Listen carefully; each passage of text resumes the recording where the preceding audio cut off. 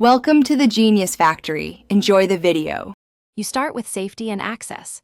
Park level, set the parking brake, and disconnect the negative battery terminal to prevent airbags or electronics from triggering. Once done, remove trim panels around the instrument cluster using a soft trim tool, pry gently at clip points. Next, expose visible Torx or Phillips screws, remove them in sequence so you can keep parts organized. Make sure to place screws in labeled containers. This saves time during reassembly and prevents mismatched fasteners from causing fit issues later. You now focus on the cluster itself.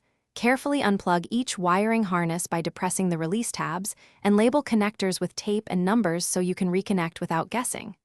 Once free, slide the cluster straight out. Avoid twisting, which can damage circuit boards. If replacing, test fit the new unit to confirm mounting points align. Make sure pins line up and press evenly. A crooked connection can bend terminals. After seating, snug screws only until firm so you can adjust alignment if needed. You finish by reconnecting the negative battery terminal and powering up the car to verify that gauges, backlighting, and warning lights behave normally.